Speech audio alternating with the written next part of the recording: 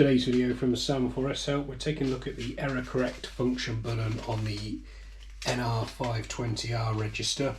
So on this machine, as part of the 500 series, and different machines have slightly different functions. So on this machine, the 520, you've got two printers. So you use the error correct button as a detail feed button. What's confusing is that on the single printer version of the machine, the 510R, this button is actually the error correct button, which is why it says on here error correct.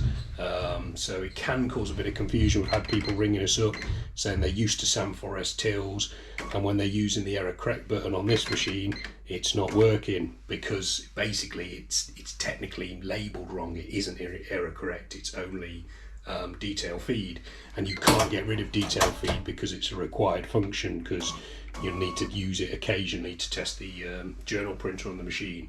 What you can do is make an error correct button on a different button on the keyboard. So in this video I'm going to show you how to change the price inquire button to be error correct if you want that function. If you don't want the function and you just wanted to know why it was labelled error correct, then I've kind of explained that already. You will need the metal key marked C, and you'll need to turn it round to the service position. So that's one turn past the PGM. It's an unmarked position, so it's really for cash register dealers or engineers only, but you can do keyboard key relocation within there. Arrow down to key assignment, which is line 4, cash to enter. And then what you'll need to do, unless you've got the manual to hand and know the code for the error correct button, you can press the subtotal key and it will print out a list of all the function buttons available on the machine, and we're just looking for error correct. So error correct is 340. So we can now do the function key reassignment.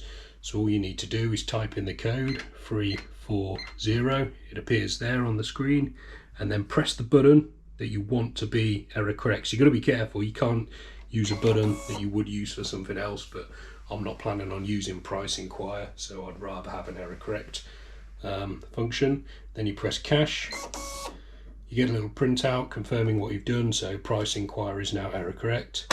Key back round to the register position, and then when you type in a sale, so let's say £1 into PLU2, if we now press the price inquire button, it's acted as an error correct, so it's removed that pound or removed that line from the transaction.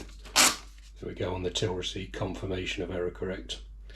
Okay, I hope that video has been helpful. Bit of a strange little quirk on that machine, but we've got plenty more videos showing you how to get the best out of the 520 and other Sam4S cash registers. Some of those videos will be appearing on screen now.